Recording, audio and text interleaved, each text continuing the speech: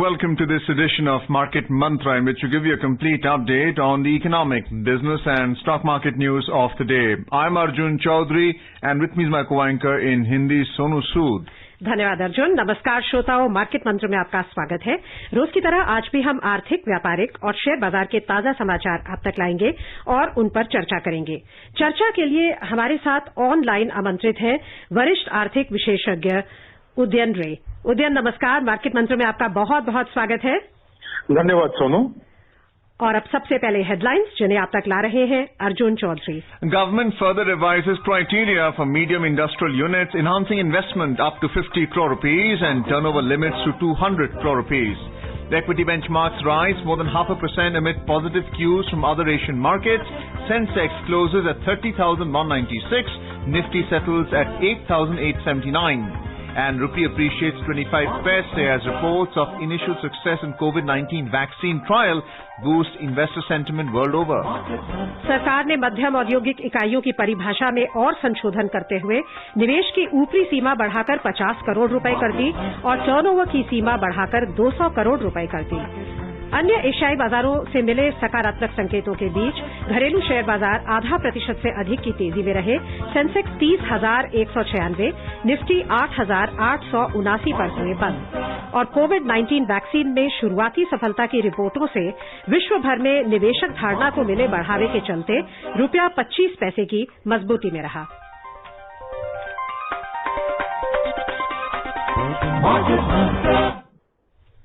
आज की पहली खबर, सूक्ष्म, लघु और मध्यम उद्योग एमएसएमई की परिभाषा बदलने के कुछ ही दिन बाद सरकार ने मध्यम उद्योगों के मापदंड में और संशोधन करते हुए इनके लिए निवेश की ऊपरी सीमा बढ़ाकर 50 करोड़ रुपए और टर्नओवर की सीमा बढ़ाकर 200 करोड़ रुपए कर दी है। केंद्रीय मंत्री नितिन गडकरी ने ये जानकारी देते हुए बताया कि पिछले सप्ताह एमएसएमई की नई परिभाषा में 1 करोड़ रुपए तक के निवेश और 5 करोड़ रुपए तक के टर्नओवर वाली कंपनियों को सूक्ष्म श्रेणी में रखा गया था। 10 करोड़ रुपए तक निवेश और 50 करोड़ रुपए तक टर्नओवर वाली कंपनी लघु श्रेणी में डाली गई थी। 20 करोड़ रुपए तक के निवेश और 100 करोड़ रुपए तक के टर्नओवर वाली कंपनी को मध्यम श्रेणी में रखा गया था। अब मध्यम श्रेणी के लिए निवेश की सीमा बढ़ाकर 50 करोड़ रुपए और टर्नओवर की सीमा बढ़ाकर 200 करोड़ रुपए कर दी गई है। एमएसएमई और सड़क यातायात और राजमार्ग मंत्री श्री गडकरी ने कहा कि उन्हें लगता है कि ये श्रेणियां निवेश या टर्नओवर इनमें से एक के आधार पर होनी चाहिए, न कि दोनों निवेश और टर्नओवर के आधार पर, और सरकार इस पहलू में भी संशोधन कर सकती है। श्री गडकरी ने कहा कि वे मध्यम उद्योगों के लिए टर्नओवर की सीमा बढ़ाकर 250 करोड़ रुपए तक करने के सुझावों पर भी गौर करने के लिए तैयार हैं और वह इस विषय पर एमएसएमई सचिव से बात करेंगे। श्री गडकरी ने कहा कि सरकार की योजना है कि देश के निर्यात में एमएसएमई के योगदान को मौजूदा 48% से बढ़ाकर 60% कर दिया जाए और देश के सकल घरेलू उत्पाद में भी एमएसएमई के योगदान को मौजूदा 29% से बढ़ाकर 50% तक ले जाया जाए। उदयन, ये जो डेफिनेशन है micro, small and medium enterprises की, ये इतनी इम्पोर्टेंट क्यों है? इसमें जो ये बदलाव किया गया है उसकी क्या सिग्निफिकेंस है? और आज जो मध्यम जो कंपनियां हैं उनकी ऊपरी सीमा निवेश की और टर्नओवर की, उसको और जो उन्होंने बढ़ाया है सरकार ने, उसके पीछे क्या तर्क लगता है आपको? क्या उसका फायदा होगा? देखिए सोनू, ये मेरा निजी ओपिनियन है, राय है। तो वो ये है कि इससे ये जो डेफिनेशन के जो चेंजेस हुए हैं, इससे एमएसएमई से जुड़े हुए जितने प्रोग्राम्स हैं, स्पेशली जो लैंडिंग लोन ऋण देने की बात है, सपोर्ट के बारे में बात है, तो आप ज्यादा कंपनियों को कवर कर सकते हैं, ज्यादा उनको सपोर्ट दिया जा सकता है। और क्या होता है कि सोनू, जैसे आप एक डेफिनेशन रखते हैं और वो कई साल तक वो डेफिनेशन बरकरार रहता है और उसमें बदलाव आ जाता है। मान लीजिए पहले जो इन्वेस्टमेंट की लिमिट रखी गई थी वो 10 साल बाद, 5 साल बाद वो चेंज हो जाती है, क्योंकि उसमें आपको ज्यादा अमाउंट में करना पड़ता है। पर मेरा व्यक्तिगत राय ये है कि इन्वेस्टमेंट को जैसे मंत्री जी ने कहा कि वो दोनों डेफिनेशंस नहीं होने चाहिए, कि इन्वेस्टमेंट का डेफिनेशन और टर्नओवर दोनों का नहीं होना चाहिए। मैं भी बिल्कुल उनसे अग्री करता हूँ। मेरे हिसाब से वो टर्नओवर के हिसाब से होना चाहिए, क्योंकि अगर आप ऋण ले रहे हैं या सपोर्ट ले रहे हैं, वो टर्नओवर जो आप सेल्स कर रहे हैं उसी से ही तो आप ऋण को चुकाएंगे। तो लिंक वहां से होना चाहिए। और जो आप इन्वेस्टमेंट भी कर रहे हैं उसके लिए भी अगर आपने ऋण लिया है तो सारा कुछ जो है आपके ग्रॉस सेल्स के ऊपर हिसाब किताब बनता है। तो मेरे हिसाब से जो मापदंड है वो टर्नओवर का होना चाहिए। तो इवेंचुअली मेरे हिसाब से ऐसा होगा।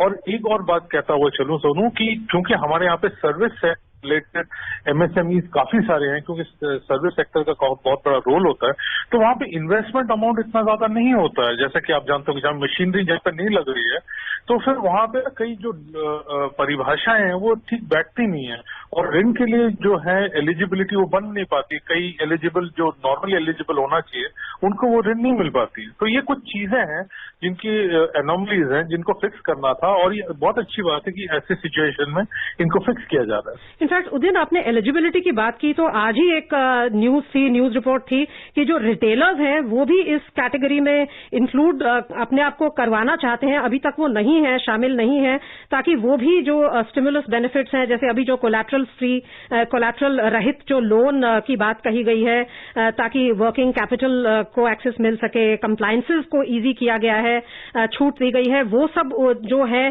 पहलू, उन सब का फायदा वो भी उठा सके। सो आपको लगता है कि शायद कहीं ना कहीं ये जो आप एलिजिबिलिटी की बात कर रहे हैं उसको और उसका दायरा बढ़ाना चाहिए? बिल्कुल क्लासिक एग्जाम्पल है। जैसे मैंने कहा कि सर्विसेज, रिटेलिंग तो सर्विसेज हैं, तो जो छोटे रिटेलर्स हैं वो वहां पे क्या आपका प्लांट एंड मशीनरी तो लग नहीं रही है, वहां पे वो जो डेफिनेशन है वो बैठता नहीं है। तो वहां पे जहां पे फिक्स्ड एसेट आपके उतने हैं नहीं, वो डेफिनेशन आप ला के क्या होता है कि आप ऋण के दायरे में जो लोग आ सकते हैं, जिनको वो सपोर्ट चाहिए, जो ग्रो करके कुछ बड़े हो सकते हैं, लोगों को एम्प्लॉयमेंट दे सकते हैं, आगे बढ़ा सकते हैं बात को, वो वंचित रह जाते हैं। तो ये बहुत बढ़िया वक्त है जहां पे ये जो प्रॉब्लम थी, क्योंकि हमारे प्रोग्राम्स की कमी नहीं है और धन की भी कमी नहीं है, पर क्या होता है कि कई बार डेफिनेशन ऐसी हो जाती है जहां पे कवरेज मिलती नहीं है। तो ये जो एक एनोमली है ये फिक्स करने का बहुत बढ़िया टाइम है और मैं बहुत ही खुश हूं कि सरकार इसकी तरफ सोच रही है और ये मौका ले रही है कि ताकि इसको फिक्स कर रही है। Udayan, there is obviously some confusion in the public about investment and turnover, which is based on unsecured loans announced in the 20 lakh crore rupee package versus businesses that are seeking refinance because there's a shortage of working capital. How will the government actually treat those businesses which are de facto essentially seeking refinance only because they may be facing bankruptcy or liquidation proceedings? I think, Arjun, to a certain extent, RBI or government and RBI will give some guidelines to the banks or whoever has been the lending institution as far as refinancing or rescheduling of loans as it is called. Now, if we were to look for some kind of a role model, we can look at the United States, where the Small Business Administration, SBA, has been giving out huge amount of loans. They have had 2 tranches of these loans coming out. Maybe they'll have one more. And they have had a 1-year kind of a moratorium, if I'm not wrong, for any kind of principal and in terms of interest payment. Now, it may be a little tough for our banks and financial institutions to handle that, but some kind of a deferment, at least there was some mention in the recent packages that came out last week where interest payment was being deferred, I think. I'm not completely on top of that detail, but that kind of support might not be a bad idea, where interest payment is being deferred, and you just some level of basic repayment you do, and you just move. Become a bad loan. See, Arjun, the issue that everybody knows is it's not because willingly people are doing this. Suddenly, one fine day, things become really difficult and a lockdown had to happen. And therefore, there are good people, good businesses who are just facing adverse situations. When things come back to normal, which they eventually will, they would still be good businesses being run by good people. So it's just this period that one needs to tide over, and I think that should work. Udayan, आपने अभी कहा कि NPS की जो problem है वो हमेशा एक कंसर्न रहता है फाइनेंशियल इंस्टीट्यूशंस के लिए, और इनफैक्ट अभी जो 1 ईयर का डेफरमेंट किया गया है आईबीसी का, यानी कि जो दिवालिया कोड है उसका, सो 1 साल तक कोई भी प्रोसीडिंग्स किसी कंपनी के अगेंस्ट नहीं होंगी। उसके बारे में भी कहा जा रहा है कि बैंक्स थोड़े वरिड हैं कि कहीं एनपीएस एकदम से बढ़ ना जाएं। So banks of late risk averse रहे हैं, लोन्स देने के प्रति उनका थोड़ा सा जो रुझान है वो कम रहा है। आपको लगता है जो गवर्नमेंट गारंटी दी गई है और कोलैटरल को हटा दिया गया है जो एमएसएमई को लोन्स के लिए 3 लाख करोड़, आपको लगता है कि अब शायद जब एमएसएमईज उनसे लोन मांगेंगे, जैसे जैसे उन्हें जरूरत पड़ेगी, सो बैंक्स एक्चुअल में उनको लोन देंगे, क्योंकि जो इम्प्लीमेंटेशन है वो तो कमर्शियल बैंक्स को ही करनी है इस स्कीम की? देखिए सोनू, 2 चीजें हैं। एक तो बैंक से जुड़ी हुई बात है, तो बैंक्स जो हैं वो रिस्क अवर्स तो रहेंगे, क्योंकि वो आपके इस एपिसोड, ये जो पीछे 2 महीने का हमारा एक्सपीरियंस है, उससे पहले ही वो प्रेशर में थे। तो अब इसके ऊपर वो नेचुरली वो अवर्स रहेंगे। पर ये बात भी हमें रखना जरूरी है कि जो बैंक प्रेशर में थे वो एमएसएमई की वजह से नहीं थे, वो बड़े बिग टिकट लोन्स थे, बिग टिकट कुछ अकाउंट्स थे जो प्रॉब्लम क्रिएट कर रहे थे। ये एमएसएमई की वजह से बैंक को स्ट्रेस नहीं हुआ है, ठीक है, ये नंबर 1 है। तो वो जरूर वो सोच के जितना भी गारंटी आप दे देंगे, जो लोन देने वाला है बैंक, वो थोड़ा सोचेगा जरूर। पर सोनू, यहाँ पे एक अपॉर्चुनिटी बनती है जो आपने सवाल पूछा नहीं है, और वो ये है कि एमएसएमई लेंडिंग जो है वो डिजिटल लेंडिंग के लिए अपॉर्चुनिटी बन रही है। हमारे देश में काफी सारे एसएमई लेंडिंग के, डिजिटल लेंडिंग की कंपनीज ऑलरेडी फंक्शन कर रहे हैं। तो ये जो गवर्नमेंट का जो डिजिटल पुश है, वो जो एसएमई लेंडिंग में भी जो उनका जो फोकस है, वो काफी कुछ यहाँ पे वहाँ पे पुश दे सकते हैं, उसमें इंसेंटिवाइज कर सकते हैं कि आप अगर लेंडिंग लोन ले रहे हैं डिजिटल लेंडर से, और वहाँ पे उस हिसाब से वहाँ पे फ्लेक्सिबिलिटी है, तो वो इस तरह के जो सबको तो सैकड़ों करोड़ों की लोन नहीं चाहिए, कईयों को 1, 2, 3, 5, 10 करोड़ का ही लोन चाहिए। तो ये जो डिजिटल लैंडिंग है एसएमई, वो उसके लिए अपॉर्चुनिटी बनती है। और जैसे हमने डीमोनेटाइजेशन के वक्त हमारे जो वॉलेट से यूपीआई था, जो उसको एक पुश मिला था, एक गोल्डन अपॉर्चुनिटी है कि हम वहां ले जाएं। काफी कुछ चीन की तरह, चाइना में भी जो डिजिटल पुश है वो एसएमई लैंडिंग के थ्रू से आया था। तो ये हमारे लिए गॉड सेंड अपॉर्चुनिटी है कि हमारे जो एमएसएमई के उद्यमी हैं उनको डिजिटल लैंडिंग का सपोर्ट करें, और जो कंपनीज डिजिटल लैंडिंग कर रही हैं, क्योंकि बैंक्स के पास वो रिस्क एपेटाइट हमेशा रहेगा नहीं। तो डिजिटल लैंडिंग के जो प्लेयर्स हैं, नए आ रहे हैं, एग्जिस्टिंग प्लेयर्स हैं, उनको गवर्नमेंट सपोर्ट करें। तो दोनों का कॉम्बिनेशन जो है, मुझे लगता है काफी हद तक जो रिक्वायरमेंट है उसको मीट करेगी। In more news, IFSC banking units will report all over-the-counter foreign exchange, interest rate and credit derivative transactions undertaken by them to the reporting platform of Clearing Corporation of India, CCIL, from the 1st of next month. RBI, in a notification today, mandated that all over-the-counter deals are conducted directly between two parties without involving any exchange. The RBI in a circular said the matter has been further discussed with banks operating IFSC banking units, IBU, and the Clearing Corporation of India. Additionally, as a one-time measure to ensure completeness of data, all matured and outstanding transactions as on the 31st of this month shall be reported by the 31st of July this year. Banks operating IBUs have been permitted with effect from 1st of next month to offer non-deliverables derivative contracts involving the rupee or otherwise to persons not resident in India. The International Financial Services Centre, IFSC, has been set up in Gujarat. Banks can undertake such transactions through their IBUs or through their branches in India or through their foreign branches. Non-deliverable derivative contract NDDC means a foreign exchange derivative contract involving the rupee entered into with a person not resident in India and which is settled without involving the delivery of the rupee. Udayan, I hope you're still with us online. Yeah, I'm there with you. Well, we had read the story last week about such a center being set up in Gujarat so that the cost of borrowing for the trader comes down when it comes to foreign exchange. For the benefit of our listeners, can you once again explain what the NDDC is, a non-deliverable derivative contract, even though it involves a non-resident? How is it different from a typical futures contract with delivery options? Arjun, I'm afraid I'm not too much on top of this particular topic, but at a slightly higher or a macro level, what I can say is what this move does is that what typically in such a situation, what happens is the kind of situation that we are going through. The Reserve Bank and the government typically does quite a bit of tinkering and fine adjusting on forex-related transactions, okay, especially on the derivative side, so that your forex-related transactions don't get hampered. So if you remember, in 2008 also, there were a host of moves made by RBI to facilitate some of these transactions, some of these moves out there.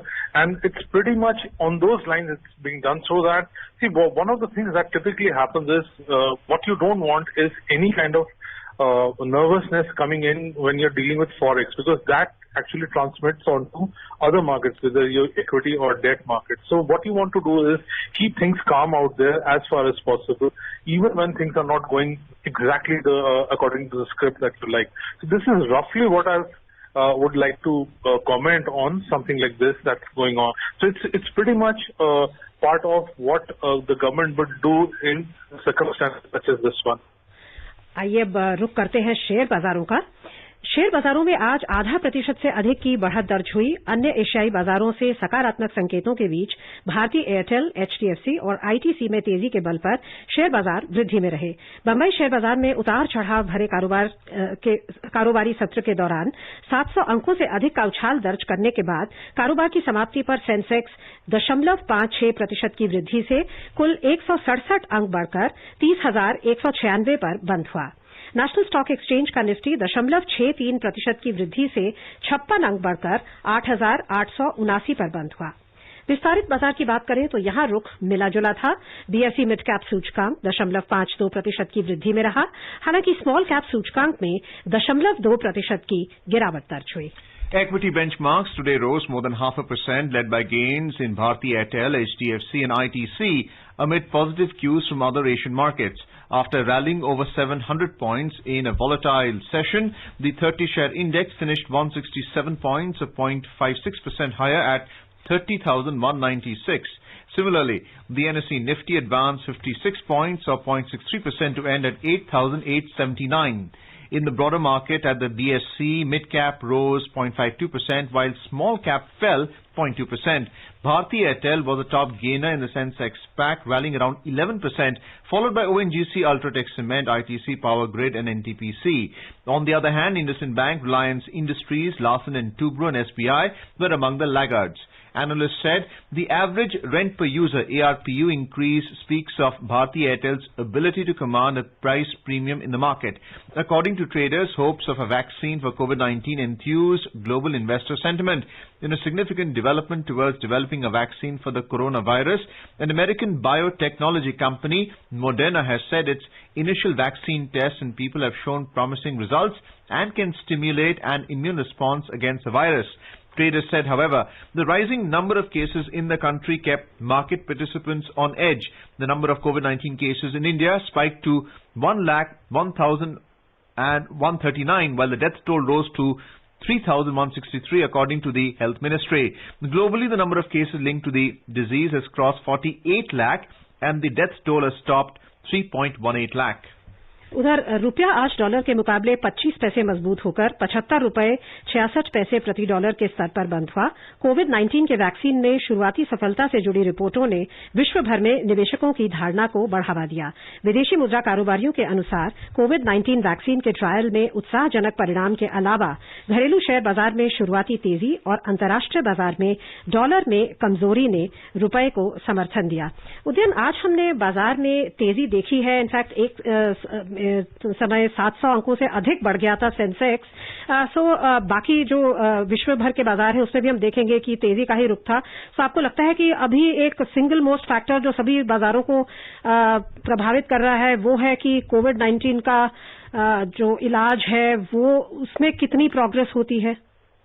वो तो है ही, वो एक burst देगा। पर सोनू, जैसे जैसे जब मार्केट ऐसे दौर से गुजरती है, ये बहुत ही यूनिक दौर से गुजर रही है। इस टाइप की चीजें जो हैं 100 साल में एक बार होती हैं, जैसे कि हम सब जान गए हैं अब तक।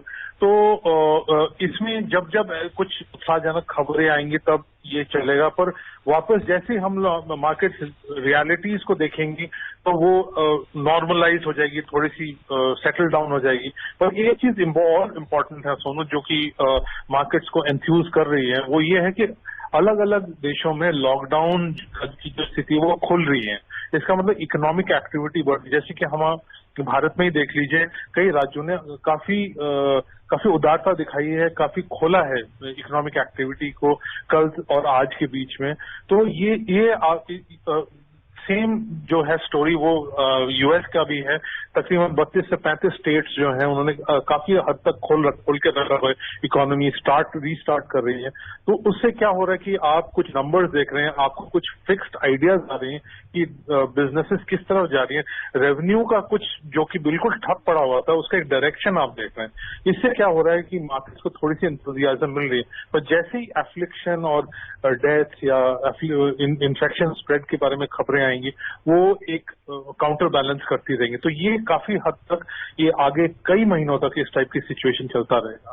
Udayan, the telecom index went up by 10%. Positive quarterly results on the part of Bharti Airtel. We're also seeing a long build-up of stocks like Idea Cellular and Bharti Airtel in the futures market. Do you believe that the recovery that we're seeing in the telecom sector, especially after the Supreme Court's ruling against this sector before COVID-19, there has been a complete turnaround? And what does the future hold for telecom stocks right now? Arjun, this is a really important point that you're raising. I mean, today the numbers of Airtel is impressing everybody. And their ARPU has gone up, as you've just read in the news. And they are actually saying it's going to go up further. I mean, it's probably has got a 20% upside on the ARPU. But what's more important is Airtel, like others, they're talking about the pressing need for broadband, and that is a line that you would be compelled to buy simply because the kind of disruption that has happened for us, where we are looking at contactless interaction. So therefore, there's a lot of things, whether you want to do some studying, you want to do transactions, online transactions, they're all going to be on the, they're going to see steep increases. So if that is going to happen, all the broadband providers, all the telecom providers, we are looking at a pretty significant upside out there. So therefore, these are, as you very rightly pointed out, they're suddenly looking like very interesting and compelling stories, whereas about 4 months back, people wouldn't even look that way because they were debt laden, the regulatory issues, legal issues. So it's an amazing thing that is happening in this whole period. It's quite dramatic, I would say. We've also seen that the fertilizer stocks have fallen because of government measures banning the sale, use and import of insecticides, at least 27 of them. On the other hand, multiplex chains have gone up after the ease of the lockdown. PVR and Inox Leisure were up by 8 to 15%. So what has happened with the lockdown has also reversed a lot of trends. Don't you agree? Oh, absolutely, Arjun. And one does feel very sad for the entertainment or the hospitality industry. I mean, in any lockdown, they're becoming practically the last sort of area which will get open. If you see the latest guidelines, I mean, the first things that were mentioned were the things that were not opening up. And so it's really sad that it's a sector, and it's unavoidable. It's a sector which employs such a large number of people, and we have got world-class stuff out there, and we still are not being, and it's all like shut, and there aren't also any alternatives. So these guys are really going to be needing help, support, from the public, from the government, from what have you, and it's a pretty long road, and there has to be a different script on the way back to recovery. So even the film industry, you look at everything that is related to recreation and discretionary spend. So it's a pretty steep mountain to climb, and hopefully things will get back sooner than later.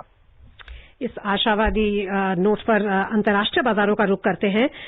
देशों में आर्थिक पूर्णबंदी खत्म होने के बीच एशियाई share बाजारों में आज बढ़त का रुख था।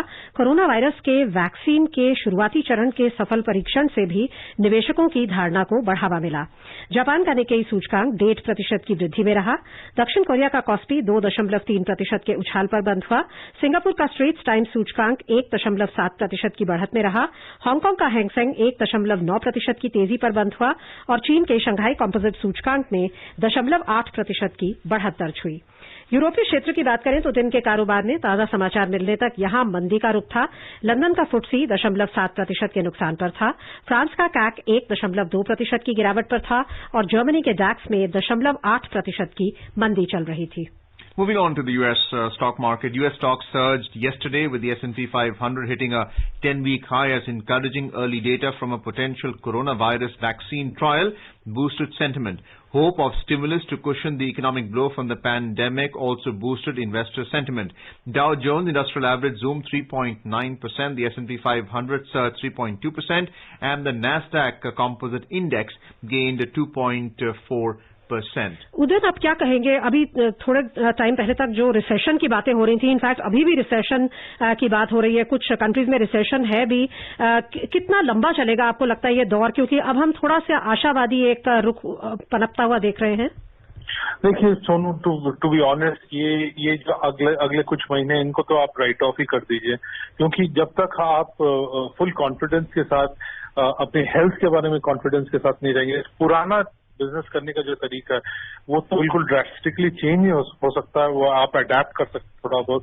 तो उसमें ऐसे ही मतलब स्टॉप स्टार्ट आगे बढ़े और पीछे का जो है, आप मान लीजिए 2 महीने तक कुछ हुआ ही नहीं था, उसकी रिकवरी करनी पड़ेगी। आप सोचिए, आप 5th गियर पे गाड़ी चल रही थी और पहले गियर में आपने स्टार्ट किया, तो आपका पीछे का जो रास्ता जो था, डिस्टेंस, वो तो आपने लूज कर ही दिया है। तो हम बहुत ज्यादा उम्मीद ना करें, पर जितना हमें मिल जाता है वो करें। पर रही बात पॉजिटिव न्यूज की, वो आती रहेंगी। जैसे अर्जुन ने अभी खबरें पढ़ी यूएस स्टॉक मार्केट्स में, आज आप देखेंगे फिर एक बढ़त का चांस है, क्योंकि वॉलमार्ट जो उनके वो बहुत बड़े रिटेलर हैं, वो काफी अच्छा परफॉर्म कर रहे हैं, जबकि दूसरे रिटेलर्स हैं, they are not doing well. J C Penney ने बैंकरप्सी फाइल किया, पर Walmart is doing very well. उन्होंने 50,000 से 1 लाख लोग जो हैं वो एम्प्लॉय करने वाले हैं। तो ये जहां पे लोगों की नौकरियां जा रही हैं, वहां पे वो एम्प्लॉयमेंट बेहतर कर रहे हैं। तो जो बहुत रोबस्ट और सॉलिड कंपनीज शायद भारत में हो या यूएस में और कहीं पे भी हो, वो अच्छी करती रहेंगी, क्योंकि उनके फंडामेंटल्स इतना स्ट्रांग है। पर कई जो हैं जो सर्वाइवल ऑफ द फिटेस्ट होगा। अभी हमें 1-2 खबरें और लेनी है। Moving on to the oil market, in intraday trade, Brent crude prices were trading at $35.20 per barrel, while WTI crude prices were at $32.70 per barrel. उधर अंतर्राष्ट्रीय बाजार में सोना मंदी के साथ $1,733.70 प्रति आउंस पर था और चांदी भी मंदी के साथ $17.45 प्रति आउंस पर थी। मल्टी कमोडिटी एक्सचेंज के घरेलू वायदा बाजार में जून के लिए सोने का कॉन्ट्रैक्ट मूल्य ₹45 कम होकर 46,610 रुपए प्रति 10 ग्राम पर आ गया। कार्यक्रम का समय समाप्त हो रहा है, तो हमें चर्चा को भी यहीं समाप्त करना होगा। उदयन, आप आए, हमारे श्रोताओं को बहुमूल्य जानकारी दी, उसके लिए आपका बहुत बहुत धन्यवाद। धन्यवाद। And before we close, a reminder of the headlines. Government further revises criteria for medium industrial units, enhancing investment up to 50 crore rupees and turnover limits to 200 crore rupees. Equity benchmarks rise more than 0.5% amid positive cues from other Asian markets. Sensex closes at 30,196. Nifty settles at 8,879. And rupee appreciates 25 paise as reports of initial success in COVID-19 vaccine trial boosted investor sentiment world over. And that's it in this edition of Market Mantra for now. Goodbye.